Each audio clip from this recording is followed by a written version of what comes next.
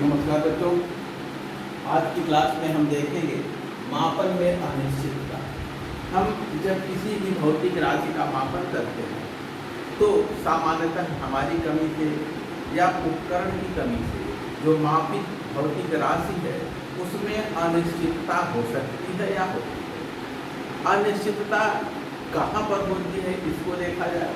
जैसे अगर हमने किसी पदार्थ का वजन द्रव्यमान निकाला, सपोज कर लें किसी भी पदार्थ का द्रव्यमान आपने मापा और ये 1.0235 ग्राम आया।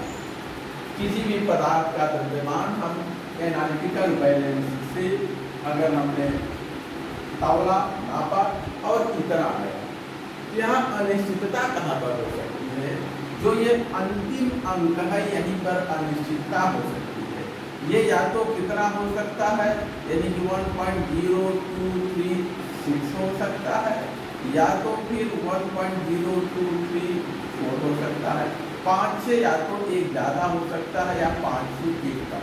तो यही जो अंतिम राशि है द्रव्यमान को व्यक्त करने वाली जो संख्या, उसका जो लास्ट डिजिट है उसी में एक की अनिश्चितता या तो एक कम हो सकता है या एक ज़्यादा। अर्थात अनसर्टेनिटी कितने की है? 0.000, यानी प्लस भी हो सकता है माइनस भी। दशमलव के चौथे अंक पर एक।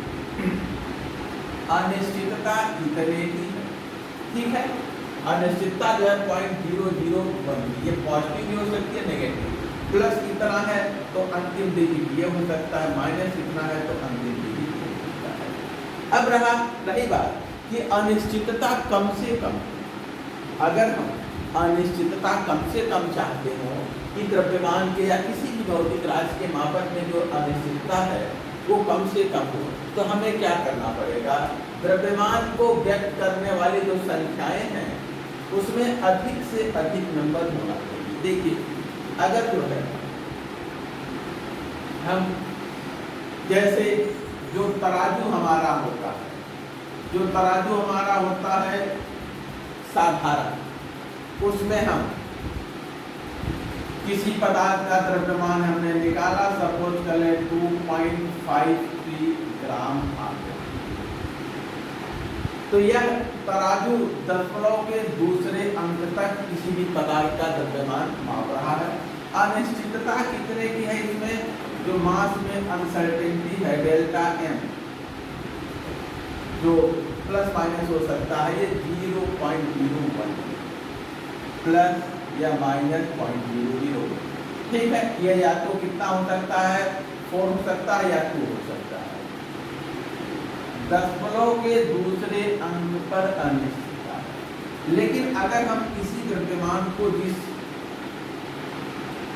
बैलेंस से मेजर कर रहे हैं उसकी अगर लिमिट दशमलव के तीसरे अंक तक हो और हमें द्रव्यमान 2.534 ग्राम मिल रहा है, तो अब देखिए जो अनिश्चितता है मेजर मास में जो चेंज हो सकता है वो प्लस माइनस 0.001 का हो सकता है।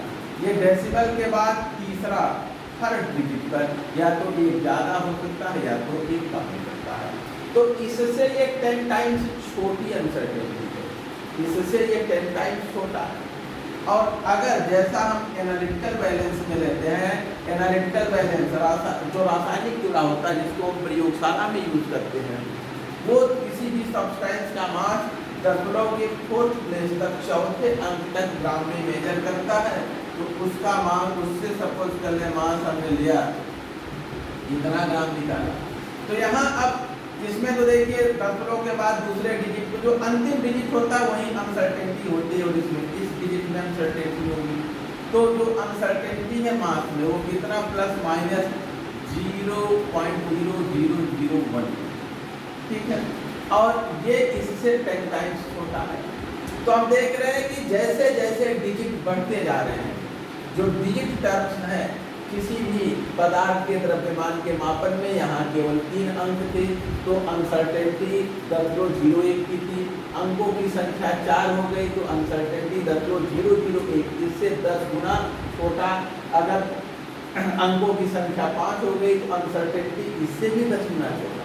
तो जैसे जैसे डिजिट टर्म्स बढ़ते जा रहे हैं वैसे वैसे अनिश्चितता जो है वो घटती जा रही है। देखिए इससे 10 गुना छोटा, इससे 10 गुना छोटा। तो अगर हमें मापन में अनिश्चितता न हो, यानी कि निश्चितता हो, अनिश्चितता कम हो मापन में, देखिए यहाँ अनिश्चितता सबसे बड़ी है, यहाँ और छोटी, यहाँ सबसे छोटी। तो मापन में जो अनसर्टेनिटी है, अनिश्चितता है, उसको छोटा करना हो तो आंकड़ों को बड़ी सी बड़ी संख्या में हमें व्यक्त करना होता है। आंकड़ों को बड़ी संख्या में व्यक्त करना होता है। मापन की अनिश्चितता को कम करने के लिए हमें मापित आंकड़ों को, मापित आंकड़े जितनी बड़ी से बड़ी संख्या में होते हैं, मापन में अनिश्चितता उतनी ही कम होती है। किंतु बड़े आंकड़ों को लिखना, उनको हैंडल करना, उनका मल्टीप्लिकेशन, उनका डिवीजन, उनका सब्ट्रैक्शन, उनका एडिशन डिफिकल्ट होता है, यानी बहुत सुविधाजनक नहीं होता है। तो हम अनिश्चितता को कम करने के लिए आंकड़े में की संख्या, यानी जो डिजिट्स हैं मापित आंकड़ों में, उनको बड़ा कर लेते हैं। लेकिन ऐसी स्थिति में आंकड़ों को हैंडल करना, यानी बहुत बड़े और बहुत छोटे आंकड़ों को हैंडल करने में कठिनाई होती है। और उस कठिनाई को दूर करने के लिए हम अनेक ऐसे तरीके हैं जिनको अपनाते हैं और उनको हमें एक एक करके देखना है। तो सबसे पहले मापन में अनिश्चितता क्या है, इसको देखा जाए।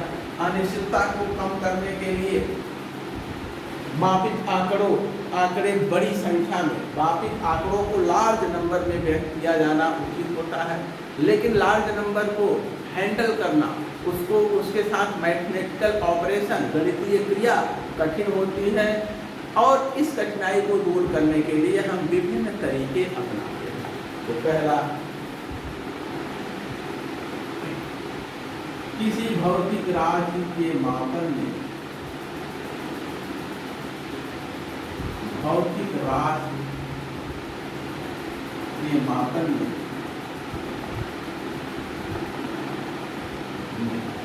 अनिश्चितता कम हो, अनसर्टेनिटी, त्रुटि कम हो, अनिश्चितता कम हो। इसके लिए क्या आवश्यक है? मापित आंकड़ों को बड़ी संख्याओं में व्यक्त किया जाए, कम हो। इसके लिए यह आवश्यक होता है, आवश्यक होता है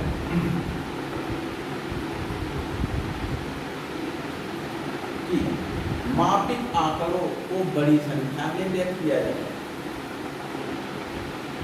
मापित आंकड़ों को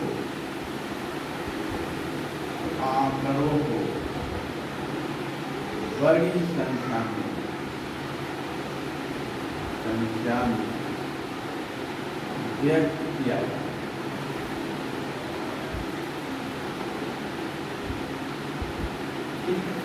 बड़ी संख्याओं को व्यक्त, बड़ी संख्याओं का मैथमेटिकल हैंडलिंग, यानी कि उनको गुणा करना, भाग करना, जोड़ना, घटाना, ये सब सदैव सुविधाजनक नहीं होता है।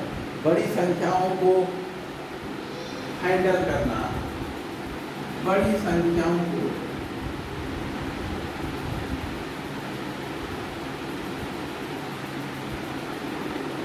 हैंडल करना, यानी कि लिखना, गुणा, भाग करना, हैंडल करना तथा उन पर मैथमेटिकल ऑपरेशन, यानी कि गुणा, भाग, जोड़, घटाना, उन पर मैथमेटिकल ऑपरेशन, मैथमेटिकल ऑपरेशन सदैव सुविधाजनक नहीं होता है, सदैव सुविधाजनक नहीं।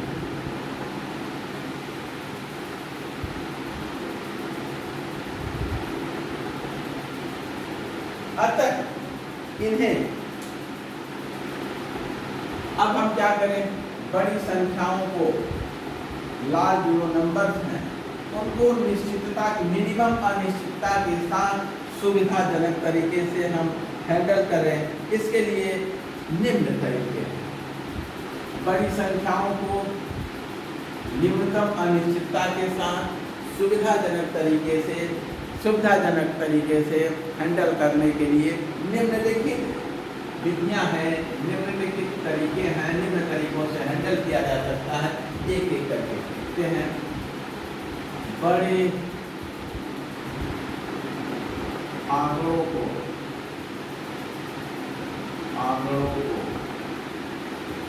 न्यूनतम अनिश्चितता के साथ न्यूनतम अनिश्चितता के साथ निम्न तरीकों से हैंडल किया जा सकता है।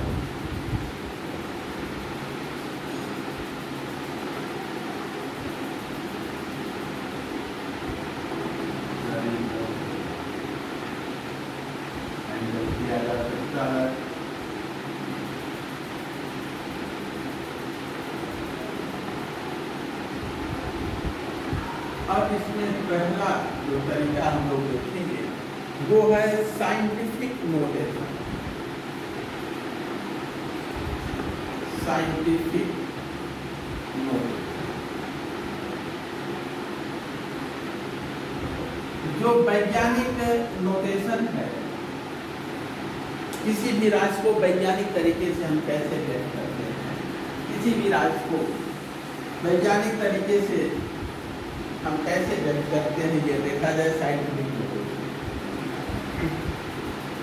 साइंटिफिक नोटेशन को हम एक्सपोनेंशियल घातांकीय नोटेशन, अभिव्यक्ति नोटेशन भी कहते हैं। देखिए, साइंटिफिक नोटेशन या साइंटिफिक अंकन पहला है साइंटिफिक नोटेशन या साइंटिफिक बहुत बड़ी अथवा बहुत छोटी संख्या को न्यूनतम कठिनाई के साथ तथा अधिकतम यथार्थता के साथ, निश्चितता के साथ व्यक्त करने का ये तरीका होता है।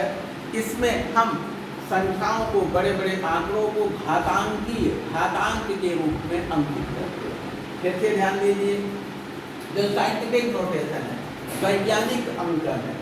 वैज्ञानिक अंकन, बड़ी बड़ी राशियों को हम वैज्ञानिक तरीके से अंकित करते हैं। वैज्ञानिक अंकन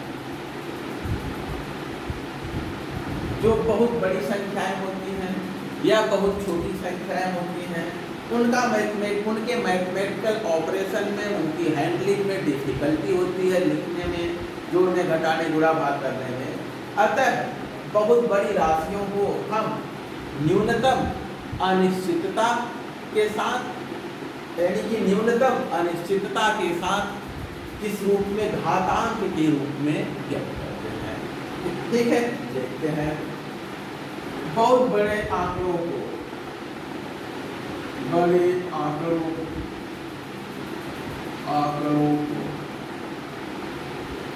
न्यूनतम कठिनाई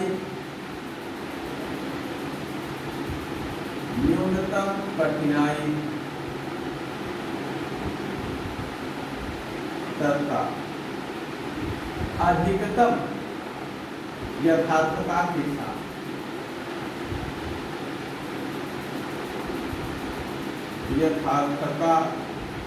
के साथ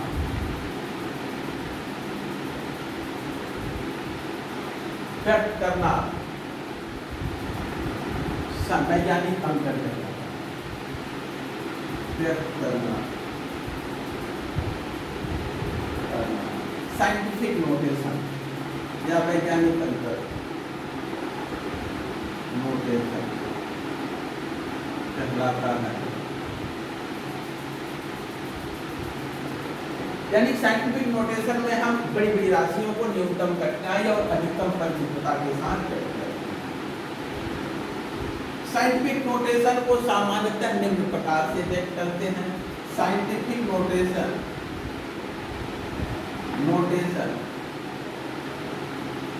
कैसे व्यक्त किया जाता है? n into 10 to power n। Scientific notation में किसी आंकड़े को व्यक्त करने का ये तरीका होता है n, capital N into 10 raise to power small n के। अब साइंटिफिक नोटेशन को हम इस प्रकार से व्यक्त करते हैं, जहां पर कैपिटल N क्या है,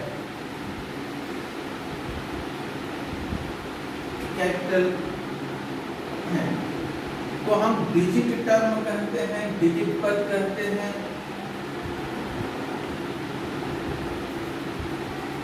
अंक पद, यहाँ पर कैपिटल N क्या है, कैपिटल N ये डिजिट टर्म है, डिजिट टर्म कहते हैं। और इसका मान कहां से कहां तक होता है, 1.000 से 9.999 तक या उससे भी आगे तक होता है। इसके भी आगे हम ले जा सकते हैं, 140 तक होता है। और जो स्मॉल n है इसको जो है एक्सपोनेंट टर्म कहते हैं, घातांक पद कहते हैं, एक्सपोनेंट टर्म, घातांक पद। और इसका मान जो है कोई भी पॉजिटिव नेगेटिव, कोई भी पॉजिटिव या नेगेटिव संख्या हो सकता है, कोई भी संख्या हो सकती है, धन अथवा ये रहा। देखा जाए कुछ राशियों को हम साइंटिफिक नोटेशन में व्यक्त करें, जैसे 232.508 उदाहरण के तौर पर 232.508 इसको अगर हम साइंटिफिक नोटेशन, इसका वैज्ञानिक अंकन किया जाए तो वैज्ञानिक अंकन किस प्रकार से होगा, वैज्ञानिक अंकन इसका क्या होगा। हमने बताया था कि जो इसको इसमें जो n होता है, जो डिजिट टर्म है, वो कहां से कहां तक, 1 से लेके 9.99 और ये वैल्यू कितनी है, 235। यानी हम इस डेसिमल को यहाँ पर स्थापित कर दें तो ये हो जाएगा, जो नंबर टर्म है 2.3508 हो गया। और इनटू अब हमने जो कि दशमलव अंक, दशमलव पॉइंट, डेसिमल पॉइंट को 2 डिजिट लेफ्ट साइड में शिफ्ट किया है, यानी इसको जो है तो यहाँ पर हम 10 की घात कितना लगा देंगे। इस प्रकार से हम इसको व्यक्त करते हैं, ठीक है ना। इसको हम कैसे व्यक्त करेंगे, डिजिट टर्म को हम जितना डेसिमल पॉइंट को जितना प्लेस हम जितने स्थान बाई तरफ शिफ्ट करते हैं उतने की घात इस पर लगा दी जाती है। अब ये n हो गया, ये नंबर टर्म है, इसका मान देखिए 1 से 10 के बीच में होना चाहिए, तो 1.23558 है। और ये वैल्यू पॉजिटिव या नेगेटिव स्मॉल n, ये स्मॉल n जो है पॉजिटिव नेगेटिव कुछ भी हो सकता है, तो ये 2 है, ठीक है। दूसरा, यदि जो है हमारे पास कोई वैल्यू 0.00016 है, इसका वैज्ञानिक अंकन साइंटिफिक नोटेशन करना, देखिए बहुत बड़ी संख्या है, हमें इसका साइंटिफिक नोटेशन लेना हो तो इसका वैज्ञानिक अंकन क्या हो गया, वैज्ञानिक अंकन हम डेसिमल प्लेस को यहाँ पर अगर शिफ्ट करेंगे 1.6 हो जाएगा वैल्यू, हमने कितना 4 अंक राइट साइड में शिफ्ट किया, ये हो गया 1.6 इंटू 10 टू पावर, दशमलव को दाहिनी तरफ शिफ्ट किए हैं तो घात यहाँ क्या लगेगा, दशमलव को जितने अंक दाहिनी तरफ विस्थापित करते हैं, एक्सपोनेंट घातांकीय पद उतना ही अंक ऋणात्मक हो जाता है। और दशमलव को जितना जितना प्लेस जो है, जितना अंक हम बाईं तरफ शिफ्ट करते हैं, जो घातांक है वो उतना ही वैल्यू उसकी होती है, लेकिन धनात्मक में होती है। तो ये रहा विभिन्न राशियों को, विभिन्न बड़े आंकड़ों को घातांकीय रूप से व्यक्त करने का तरीका। अब जो मैथमेटिकल ऑपरेशन है उन संख्याओं का जो साइंटिफिक नोटेशन के रूप में व्यक्त की जाती है, जैसे इनको जोड़ने, घटाने, गुणा, भाग करने का जो हम नियम पढ़ते हैं जैसा वैसा नहीं है। लेकिन अगर ये साइंटिफिक वे में व्यक्त की गई हो, साइंटिफिक नोटेशन के रूप में व्यक्त किया गया हो, तो इनके मैथमेटिकल ऑपरेशन के क्या नियम है? साइंटिफिक नोटेशन के मैथमेटिकल ऑपरेशन यानी जोड़, घटाना, गुणा, भाग के जो नियम है उनको देखा जाए, उनमें क्या नियम अपना। साइंटिफिक नोटेशन पर के साथ जब हम मैथमेटिकल ऑपरेशन करते हैं तो उसके कुछ नियम हैं जो निम्न प्रकार से होते हैं। वैज्ञानिक अंकन पर जब मैथमेटिकल ऑपरेशन किया जाता है, वैज्ञानिक अंकन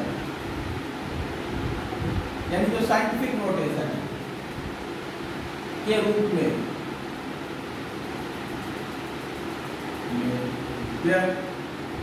आंकड़ों, जो आंकड़े होते हैं, संख्या होती है,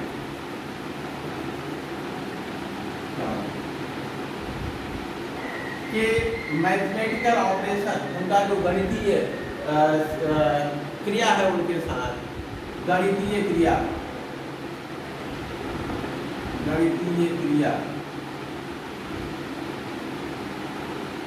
निम्न नियमों के अनुसार होगा, के अनुसार होता है।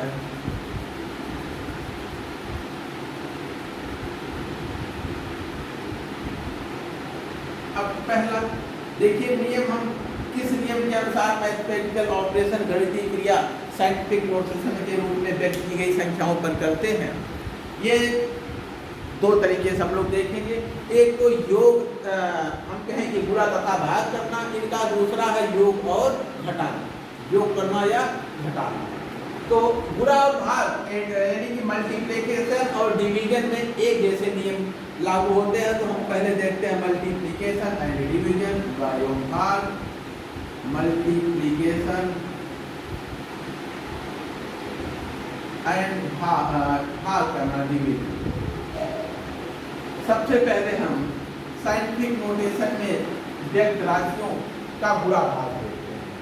गुणा तथा भाग में हम क्या करते हैं, जो घातांकीय पद हैं उनको जोड़ लेते हैं तथा नंबर डिजिट का साधारण विधि से नंबर डिजिट को सीधे मल्टीप्लाई कर लेते हैं या उनको डिवाइड कर लेते हैं। तो इसमें क्या करते हैं, जो एक्सपोनेंशियल टर्म्स हैं, जो घातांकीय अंक हैं, उनका योग कर लेते हैं, इनका योग कर लिया जाता है।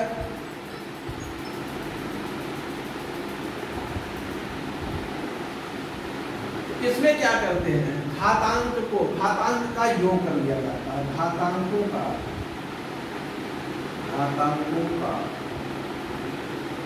योग कर लिया जाता है।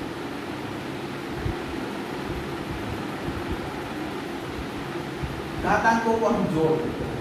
जैसे अगर हमारे पास है 5 गुणे 10 की घात, 5 गुणे 10 घात 6 हो, हमारे पास अगर है 5.0, 5.0 गुणे 10 घात 6 और इनटू हमारे पास हो 6.0 इंटू 10⁶। ये इसको हमें मल्टीप्लाई करना है, तो क्या करेंगे, हम घातांकों को जोड़ लेते हैं सीधे। तो हमारे पास है 5.0 गुणे 6.0 इंटू 10 की घात, क्या करेंगे, दोनों घातों को जोड़ लेंगे, 6 + 7 ये कर लेते हैं। तो ये हो जाएगा, गुणा करेंगे तो 6 × 5 = 30 इंटू यहाँ 7 × 6 10 की घात क्या हो गया, 30। इसको हम साइंटिफिक नोटेशन में दशमलव के यानी कि 1 से 10 के बीच में व्यक्त करते हैं। तो ये जो दशमलव बिंदु है इधर शिफ्ट कर लेंगे, तो ये जो है क्या हो जाएगा, एक बड़ा हो जाएगा 0 × 10⁻⁴। जब इसको एक डिजिट लेफ्ट करेंगे तो इसमें से एक हट जाएगा, सर इसमें एक जुड़ जाएगा, अब आते 10,14। ठीक है, ये रहा साइंटिफिक मेथड का के टर्म में मल्टीप्लिकेशन। अगला देखते हैं, अगर हमारे पास किसी तरह से घटाने का हो, डिवीजन का हो, तो हम क्या करेंगे? जैसे हमारे पास हो दूसरा घटाने वाला, उसमें भी सेम नियम होता है, 5.0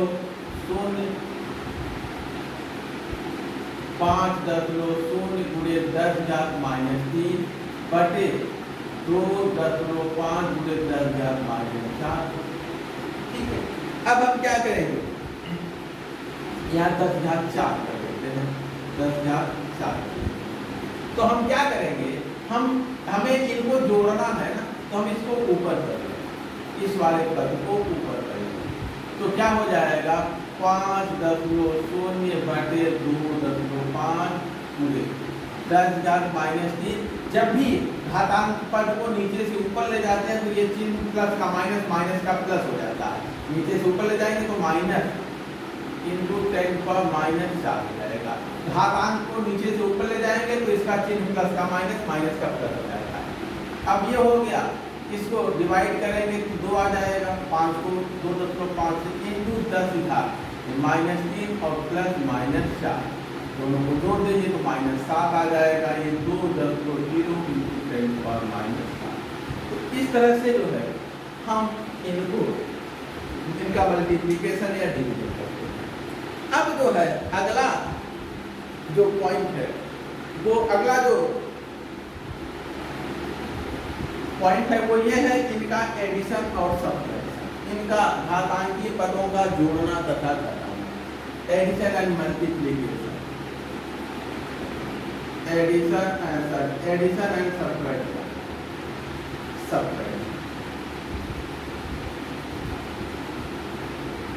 जोड़ और घटाना, एडिशन एंड सब्ट्रैक्शन। ठीक है, इसमें देखिए क्या होता है, हम घातांकों को घातांकीय जो घातांक है एक्सपोनेंशियल टर्म्स है उनको बराबर करके एक समान करके कॉमन ले लेते हैं और नंबर टर्म का सीधे योग एडिशन या सब्ट्रैक्शन कर लेते हैं। तो इसमें घातांकीय पदों को बराबर करके घातांकीय पदों को बराबर करके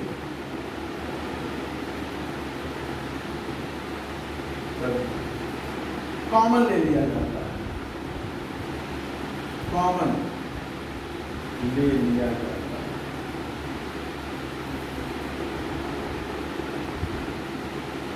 ठीक है, कॉमन के रूप में बाहर कर देते हैं। देखिए उदाहरण के तौर पर यदि जो है हमारे पास कुछ राशियां जिनको हमने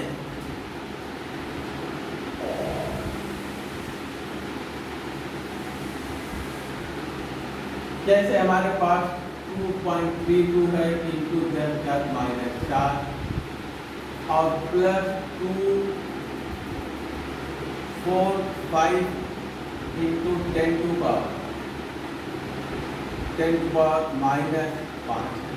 ठीक है, हमें इनको जोड़ना है तो हम क्या करें? इनको बराबर करना, हम इसको या तो इसके बराबर, इसको हम या तो बढ़ा के 4 कर दें या इसको घटा के -5 कर दें, दोनों को एक समान करना है। तो चलिए हम इसको 2.32 इंटू 10⁻⁴ के रूप में लेते हैं और इसको क्या कर रहे हैं, एक डेसिमल पॉइंट इधर कर रहे हैं तो 2.45 इंटू 10⁻⁴। इसको राइट किया तो इसमें एक जुड़ जाएगा, यानी ये 1 यूनिट बढ़ जाएगा तो 10⁻⁴ हो गया। अब दोनों समान हैं, इनको हम कॉमन ले लें और ये हो जाएगा 2.32 प्लस 2.45 एक साथ इंटू 10⁻⁻⁴ को कॉमन ले लिए और अब इनको हम सीधे सीधे जोड़ लें तो 4 और 5 2 7 और 4 3 7 और 2 2 4 इंटू 10⁻⁻। ये जो है अगर हमें घटाना है तो भी हम कॉमन लेके यहाँ एक में से दूसरे को घटा देंगे। हमें इस टर्म को बराबर करके कॉमन ले लेना है और बाकी चाहे एडिशन हो तो जोड़ लेंगे, सब्ट्रैक्शन है तो एक से दूसरे को घटा लेंगे। बाकी रूल सिंपली जो एडिशन और सब्ट्रैक्शन के जो साधारण मेथड है उसी से इनको हम आइडिया सब्ट्रैक्ट कर लेते हैं। ये रहा साइंटिफिक नोटेशन का मल्टीप्लिकेशन, डिवीजन, एडिशन और सब्ट्रैक्शन के रूल्स को हम लोगों ने देखा। यहीं पे आज की क्लास खत्म करते हैं। नेक्स्ट क्लास में हम जो देखेंगे टॉपिक वो है सिग्निफिकेंट फिगर, सिग्निफिकेंट फिगर, सार्थक अंक, सार्थक अंक।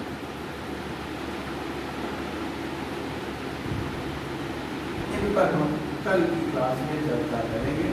यहाँ से क्लास को यहाँ से